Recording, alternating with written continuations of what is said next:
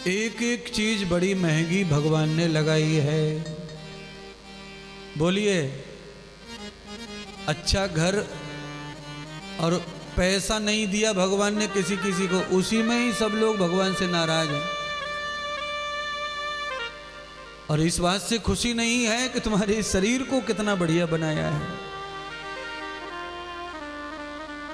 पैसा दे दे, आंख और कान दोनों ले ले बदले में भगवान।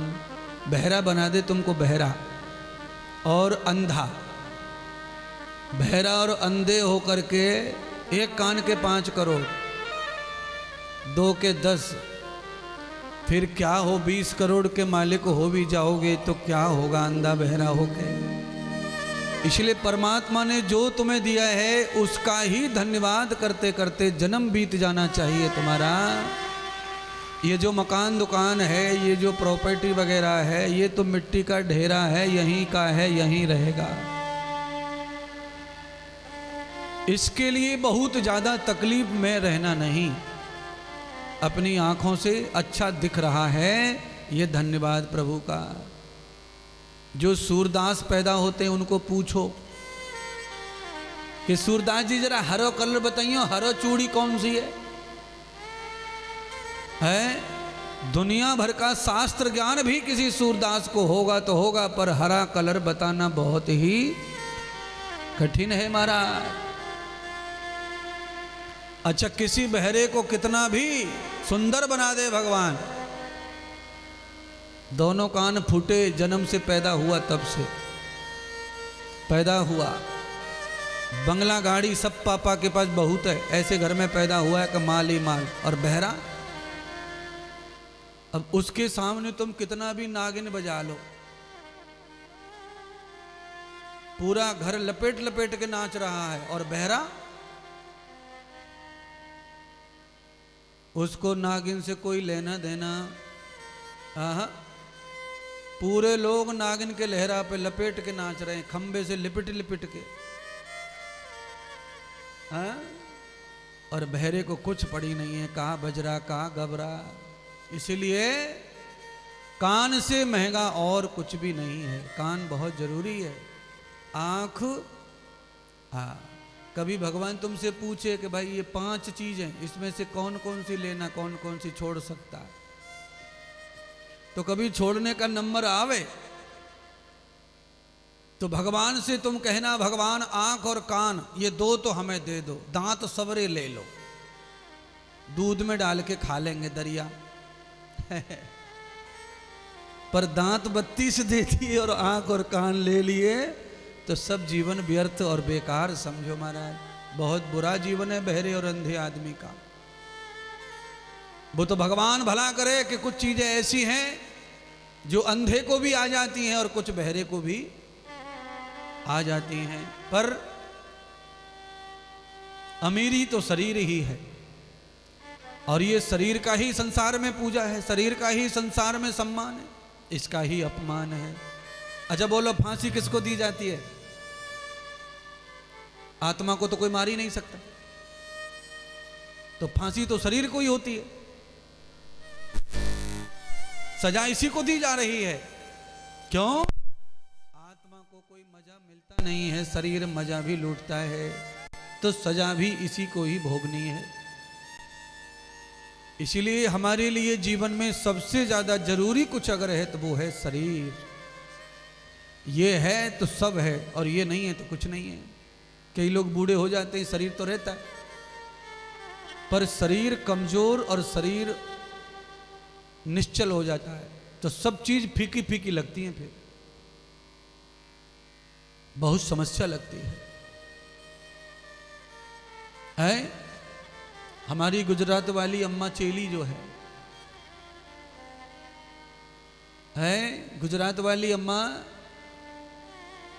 अगर तुम्हारे होठन पर लिपस्टिक लगा दी जाए, आंखन में सुरमा लगा दिया जाए, और कान में बड़ी बड़ी झुमकी, नाक में नथली, तुमको गुजराती गुजरिया बना दिया जाए, तो इस उम्र में श्रृंगार भी अच्छा लगने वाला नहीं है। क्यों नहीं है? क्योंकि श्रृंगार सुंदरता पर अच्छा लगता है, कुरूप होने पर श्रृंगार अच्छा लगता नहीं है। तो श्रृंगार भी उसी को ही अच्छा लगता है जो पहले से सुंदर है। जो सुंदर पहले से नहीं है उसको श्रृंगार की कोई महिमा नहीं है महाराज। अच्छा बोलो, साउथ अफ्रीका की औरतें श्रृंगार क्यों नहीं करती? अच्छा वहाँ लिपस्टिक नहीं है कि नहीं, ये तो बताओ। फिर ये तो इंटरनेशनल चीज़ है, सब जगह उपलब्ध है। पर कभी साउथ अफ्रीका की महिला आए भारत में तो देख लेना, वो बिल्कुल नहीं लगाती, न टिकली न बिंदली न लिपस्टिक न पिपिस्टिक, कुछ नहीं लगाती। क्यों नहीं लगाती? उनके पति नहीं है, सुहाग नहीं है।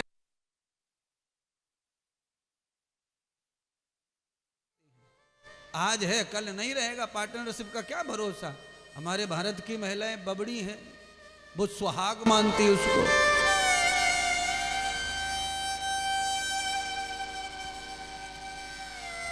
पगली है? नहीं महाराज, पगली नहीं है तो कैसी है? यही हमारे देश की जो सभ्यता है, यही सबसे ऊंचा बनाती है हमको। ये जो परंपराएं हैं, इसे ही हम महान दिखते, इससे ही हमारी महानता झलकती है। बाकी तो सब एक जैसा ही है संसार, पर हमारी महानताओं के पीछे हमारी विशेषता क्या है? यही परंपरा है, एक दूसरे के रिश्ते के प्रति सम्मान।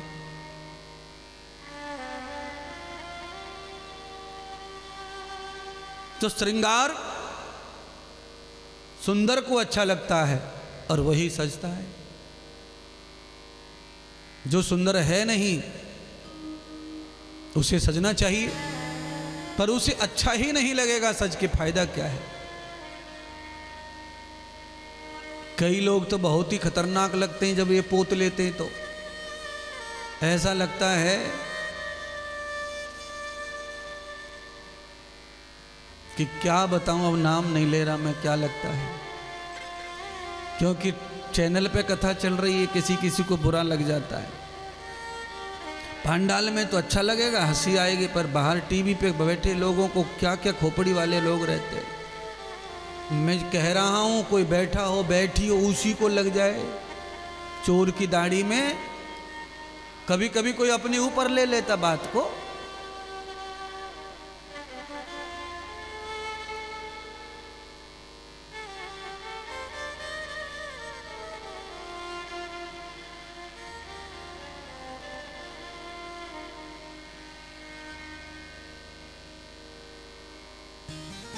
कोई कोई तो चुड़ैल लगती, चुड़ैल मैं तो कहूंगो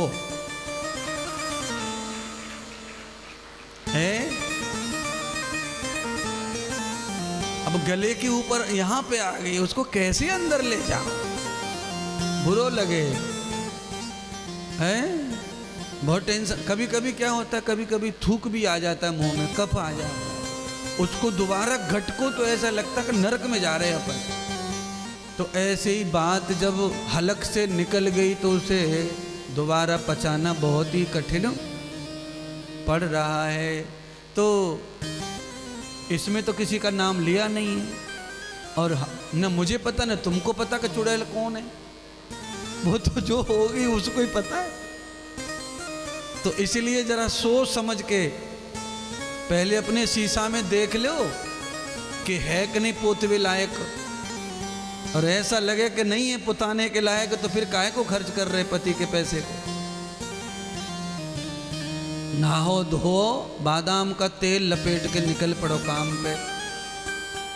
जैसे अभी मेरा चेहरा ज्यादा सुंदर नहीं तो मैं नहीं लगाता कुछ, फ्री। तुम्हारा सुंदर है, तुम लगा रहे हो तो अच्छे लग रहे हो।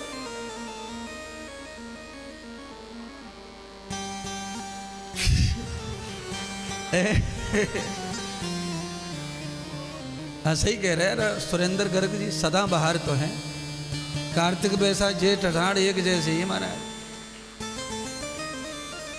तो आप सब लोग भी सदा बहार रहिए। आत्मदेव के पुत्र गौकर्ण ने अपने ज्येष्ठ भ्राता का उद्धार कर दिया। कथा में ऐसे ऐसे शब्द प्रकट होते हैं जिनकी वजह से आदमी की बुराइयां खत्म हो सकती हैं, अच्छाइयां पैदा हो जाती हैं। उसी को कहते हैं नव निर्माण। एक परम पुरुष का प्राकट्य होना। जीवन में सुधार ही परम पुरुष है। गलतियां किससे नहीं होती मन बुद्धि चित्त भी बिगड़ते ही किसी के बहकावे में आके बिगड़ जाते हैं, स्वार्थ में बिगड़ जाते हैं। पर जब कान में भागवत पढ़े, सत्संग पढ़े, कोई महात्मा का लफ्ज पढ़े, शब्द पढ़े, तो अपने जीवन को परिवर्तित कर लो, बदल लो। और तुम बांस की लकड़ी ही हो ये शरीर। क्यों? लकड़ियों में शरीर को, कंडों में शरीर को धर देते हैं और आग लगा देते हैं। तो केवल कंडे की लकड़ी से आग नहीं निकलती, लौ, ये शरीर जलता है तब लौ बनती है ऊपर को। ये ध्यान करना। जब तक अग्नि कंडे में है, लकड़ी में है, तब तक अग्नि में प्रेशर नहीं बनता चिता में। जब शरीर में अग्नि आ जाती है तो इतना भयंकर प्रेशर बन जाता है कि 10-10 फुट ऊपर अग्नि जंप मारती है। इसका मतलब है कि ये जो शरीर है ये भी लकड़ी ही है। हाँ, ये शरीर क्या है? लकड़ी है। और ये सब भस्म होता है, अग्नि में प्रवेश होते ही, इसमें अग्नि प्रज्वलित होते ही आग भड़क जाती है। हमारा कभी कभी कोई जिंदा भी आग लगा लेते हैं, तो आप देखना कोई आदमी जिंदा आग लगा ले तो आप उसे बुझाने जाओ तो बुझती नहीं, क्योंकि शरीर आग पकड़ लेता है। अगर शरीर ने आग नहीं पकड़ी है तो बुझ जाती है बोरा बारा डाल के, पर शरीर आग पकड़ ले तो फिर बुझती नहीं है महाराज, फिर तो मार के ही बुझती है। तो शरीर में भी बहुत सारा लिक्विड ऐसा होता है जो अति संवेदनशील है, ज्वलनशील होता है। शरीर में ऑयल होता है, पूरे शरीर में ऑयल भरा हुआ है। अगर ऑयल होगा नहीं तो चमड़ी पे ऑयल कहाँ से आएगा? चेहरे पे ऑयल है तभी तो आता है चिकना चिकना। और सुनिए, आपके जीभ के ऊपर कैसा पानी रहता है? चिकना पानी रहता है। तो ऑयल कहीं तो है, कुछ तो है। तो सारे शरीर में यही चीजें भरी हुई है महाराज। आप कब थूक दो, चिकना होता है थूक, वही आग पकड़ता है, उसमें ही पावर होती है आग पकड़ने की। तो जब तक हमारे अंदर प्रवेश नहीं करती अग्नि तब तक तो ठीक है, और अग्नि प्रवेश करते ही चिंगार अग्नि जलती है चिता में। तो ये शरीर ही बांस की लकड़ी है। इसमें बैठी हुई जो दुष्ट आत्मा है वही प्रेत है, जो माँ को भी तकलीफ देती है, पिता को भी और परिवार को भी और समाज को भी। ऐसी आत्मा का उद्धार बिना सत्संग के होने वाला नहीं है। और माता पिता कम पड़ जाते हैं ना, ऐसे दुष्ट बच्चे को सुधारने में माता पिता कम पड़ते हैं। माता पिता से अगर सुधरता तो बच्चा बिगड़ता ही क्यों? माता पिता से अगर औलाद अच्छी हो जाती तो फिर माता पिता दुखी नहीं रहते, फिर हमारी जरूरत नहीं पड़ती, ये कथा नहीं करवानी पड़ती, ये प्रवचन नहीं चाहिए था। माता पिता कम नहीं समझाते, बच्चों को खूब समझाते हैं, पर माता पिता की पावर उतनी नहीं है ना। गौकर्ण महाराज ने अपने भ्राता को तो तार दिया, पर गांव वाले नाराज हो गए। महाराज, आपने हमें न्योता दिया और कथा सुनाई, 7 दिन हमने काम छोड़ के कथा सुनी है, पर काम तो हमारा बना ही नहीं, हमारा तो उद्धार नहीं हुआ। उद्धार तो खाली आपके भ्राता का ही हुआ है। कारण तो भैया गौकर्ण जी को भी पता नहीं था कारण क्या है। तो उन्होंने पूछा, गुरुजी से फिर पूछा, गुरुदेव ऐसा कैसे हुआ? तो बृहस्पति कहते हैं ये इसलिए हुआ कि भागवत की कथा में जिस निमित्त कथा होती है संपूर्ण फल उसी को प्राप्त होता है। और जो बाकी श्रोता कथा में आते हैं वो जो चिंतन करते हैं, जो विचार करते हैं, जो कल्पना करते हैं, जो इच्छा करते हैं, वह फल उनको भी प्राप्त हो जाता है। इसलिए हे गौकर्ण, पूरे पांडाल में केवल तेरे ही भ्राता ने कथा सुनी है मुक्ति के लिए, बाकी सब लोग ने कथा सुनी है संसार को वृद्धि के लिए। कोई बच्चे को ब्याह करना है, किसी को शादी करना है, किसी को पता चाहिए, किसी को नौकरी चाहिए, ये सबको चाहिए कथा में। इसीलिए सबका कल्याण कथा से हो पाता नहीं है। कल्याण के संकल्प से कथा सुनो, कल्याण ही होगा। नौकरी के संकल्प से कथा सुनो, नौकरी लगेगी। और कोई प्रॉब्लम है तुम्हारे जीवन में वो सॉल्व हो जाए, वो भाव रख के कथा सुनो, वही पूरा होगा। पर पूरे पंडाल में तो मुक्ति की कथा तो कोई सुनता ही नहीं है। सबको संसार ही चाहिए, संसार के सुख चाहिए। ये नहीं है ये हो जाए, वो नहीं है वो हो जाए, ये है वो है, तो ये सब प्राप्त जरूर होता है। कथा श्रवण करने से फल प्राप्त होता है। पर ये फल कैसा है? तो भगवान कहते हैं ये नश्वर फल है, ये कायम टिकने वाला फल नहीं है। आज तुम्हारी एक इच्छा पूरी हो जाएगी कथा से, अगली बार और एक इच्छा पैदा होगी, फिर और काम। बच्चे की शादी नहीं हो रही, कोर्ट कचहरी का फैसला नहीं हो रहा, हो जाएगा, लिख लो, गारंटी से कथा से हो जाएगा। पर आप दृढ़ संकल्प करके उसी भाव से कथा सुनो, दूसरा कुछ चिंतन मत करो और दूसरा कोई स्वार्थ भी मत करो, एक ही काम बन जाए उसके लिए लगे रहो। पर ध्यान पूर्वक, चिंतन पूर्वक, समर्पण करके तन मन धन से कथा में ही विराजमान श्रवण करो। विश्वास करो शब्द का, तो आपके कार्य सिद्ध होंगे, आपकी इच्छाएं भी सिद्ध होंगी। पूरी कथा में 1000 मन बनाओगे तो कथा कैसे फल देगी? 1000 मन 10 मिनट पहले ये सोच रहे थे, अब ये सोच रहे, आधा घंटे पहले कुछ और ही सोच रहे थे, 1 घंटे पहले कुछ और सोच रहे। तो भाई कथा में कितना बदल बदल के सोच रहे हो। जब तुम ही दल बदलू हो रहे हो तो फल कहाँ जाए, किधर जाए, कैसे पता चले? बताओ। है पोस्टमैन चिट्ठी लेके घूम रहा है, चिट्ठी पे जो एड्रेस है वहां पहुंच गया, पर जिस एड्रेस पे चिट्ठी आनी थी वो घर छोड़ के दूसरे घर भाड़ा कर, भाड़ा हर 3 महीने में भाड़ा, कॉलोनी बदल दी, भाड़ा बदल दिया, घर बदल दिया, और जो एड्रेस था पहला वो उस पे चिट्ठी आई है। तो कथा में आकर के बैठते समय जो चिंतन होता है फल वहां पहुंचेगा।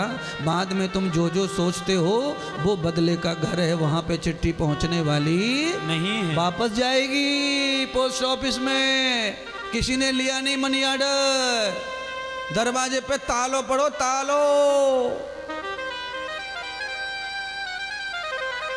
इसीलिए कथा में आकर आसन पर बैठकर एकाग्र होकर एक ही संकल्प करो कि हमें तो भगवान, ये कथा हम इसलिए सुन रहे हैं कि हम अच्छे आदमी हो जाएं, हमारा ये कुछ हो जाए, जो भी हो जाए। भगवान के यहाँ क्या नहीं मांगना, सब मांगो, पर एक ही मांगो।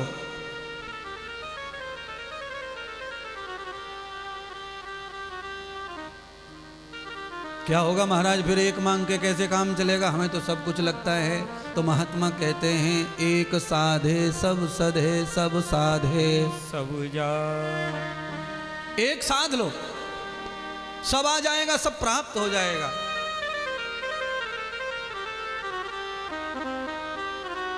दिल्ली से वृंदावन तक आते आते अनेक रोड हाईवे में से छट रहे हैं, सब रोडों पे चलेंगे तो कब वृंदावन ना पहुंच रहे हैं? आहा, जी तो बाई साइड में जा रहे हो, यहाँ पे चल के देख लूँ, जाओ चल के देख लो, टाइम वेस्ट कर लो, फिर लेफ्ट साइड में, फिर राइट में, फिर लेफ्ट, फिर राइट, इतने रोडों पे भटक भटक कर कब पहुँचना है महाराज? इसीलिए एक पकड़ लो, चले आओ, चले आओ। रास्ते में अनेक मिलेंगे, पर तुम्हें जहाँ जाना है उसी मार्ग का ध्यान रखो।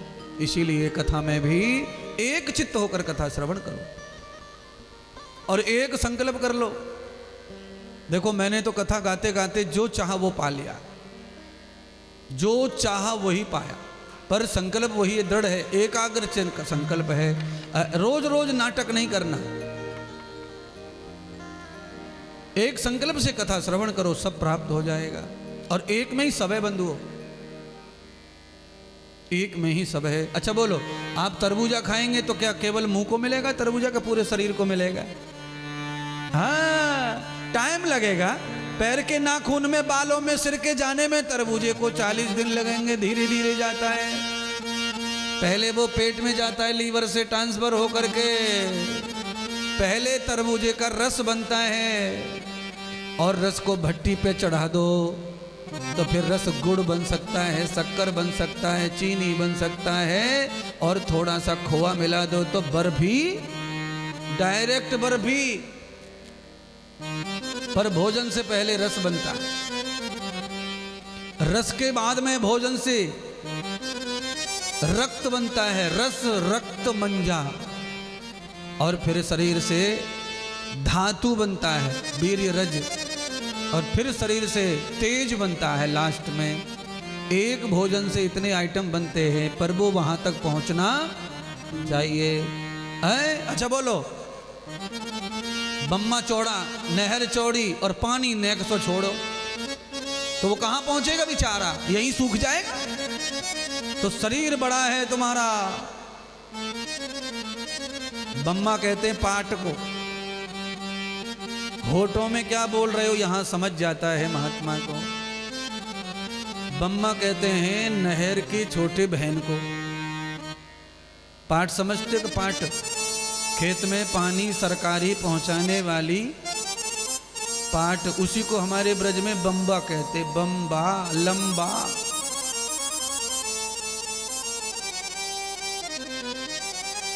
अब बताओ, कथा कहते कहते कितना ध्यान रखना पड़ता है कि कौन शंका कर रहा है। शंका शंका समझना तो कठिन है इतनी जल्दी महाराज, ये तो दुर्लभ काम है कि कौन सा शब्द किसको समझ में नहीं आया, ये भी बहुत कठिन है इतनी पब्लिक में।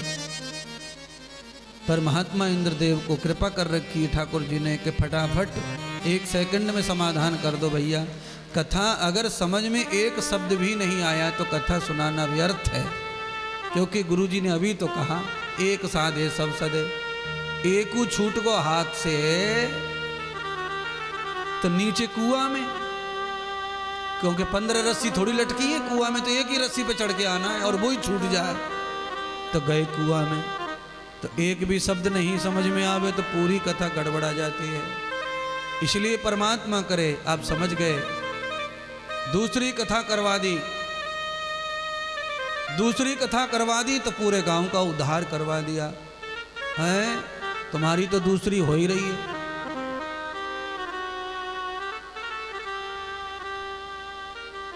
अब तो यजमान टेंशन में आ गए गौकर्ण महाराज, महाराज 2 कथा हो गई, मेरे तो खर्चा इतना है और कल्याण तो मेरो भयो ही ना, अब क्या करें। तो गौकर्ण महाराज ने जब कल्याण की बात कही तो गुरुदेव ने फिर कहा कि एक और कथा सुनो। महाराज कब सुनो? तो कहा अधिक मास में, पुरुषोत्तम मास मल महीना भगवान विष्णु का मास है। नरसिंह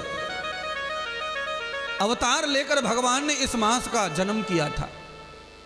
भक्त प्रहलाद के कल्याण के लिए, हिरण्यकश्यप राक्षस को मारने के लिए, महापाप को मारने के लिए भगवान ने मल महीने का जन्म किया। और कहते हैं उस मल महीने में जो भी सत्कर्म किया जाता है भगवान नारायण का, वो अनंत अनंत महापापों का भी नाश कर देता है। इसीलिए एक कथा शुभ मुहूर्त में कभी भी अवसर मिले तब करो, और दूसरी कथा किसी निमित्त से करो, और तीसरी कथा अपने कल्याण के भाव से अधिक मास में। तो 3 भागवत कथा निश्चित करनी चाहिए जीवन में, छोटी छोटी करो चाहे बड़ी बड़ी करो, केवल वक्ता सही होना चाहिए, फिर काम तुम्हारा उत्तम होता जाएगा जीवन का। तो गौकर्ण महाराज ने तीसरी कथा जब की तो कहते हैं गौकर्ण महाराज को कथा के पांडाल में ही भगवान नारायण का साक्षात दर्शन भी हुआ, और साक्षात विमान में बैठकर गौकर्ण महाराज नारायण के लोक में ऐसे ही चले गए बिना मृत्यु के। तो बिना मरण के अगर वैकुंठ प्राप्त हो जाए तो कथा करते रहो करते रहो करते रहो। क्यों? बिना मरण के वैकुंठ मिलेगा तो ही मिलेगा, मरने के बाद में तो कुछ मिलने वाला। और ये सब जनता मरने का इंतजार कर रही है। मरने के बाद जन्म मिलता है, ध्यान रखो। वैकुंठ नहीं मिलेगा, स्वर्ग नहीं मिलेगा, मर गए तो जन्म पक्का है। इसीलिए जो कुछ भी पाना है वो जिंदे पर ही मिलेगा, मरने के बाद तो फिर जन्म, फिर वही पापड़, फिर वही संघर्ष, दोबारा से फिर वही लीला करनी पड़ेंगे। इसीलिए इसी जन्म में अपनी लीलाओं को संपन्न कर दो और समाप्त कर दो विरक्त भाव से। ऐसे ही कथा श्रवण करते रहो। आगे इसी प्रकार कल 1:30 बजे फिर आपके साथ हाजिर होंगे कथा में, और प्रेम पूर्वक इस कथा का हर्ष आनंद लो। परमात्मा देखो कितने दयालु हैं। 5 दिन से ठिठुर गए लोग, मर गए। हमने कहा आने दो टाइम, मेरा टाइम आने दो खाली। मैंने कहा मुझे जमुना जी पूजने दो, फिर कमाल देखो तुम। अरे महाराज गाड़ी से उतरे, जमुना में पैर रखा माता रानी की, चावल डालते ही ऐसे सूर्य भकभका के आए कि महाराज गायब हो गई ठंडी। अब तो स्वेटर जर्सी उतर गए सबरे महाराष्ट्रियन लोगों के, है। सुबह हाई हाई टकरा रहे थे, मर गए, कहाँ आ गए कहाँ आ गए। अब देखो कैसा हो गया। सब परमात्मा सबकी रक्षा रखते हैं, और जो कुछ हो रहा था वो सब अब समाप्त हो गया। ठंड भाग गई सब एक ही दिन में। थोड़ी थोड़ी ठंडी रहनी चाहिए, नहीं तो फिर जनवरी में कथा का मज़ा कम हो जाएगा। जनवरी में तो ब्रज में ठंड चाहिए, तब ही कथा का फल अच्छा मानो।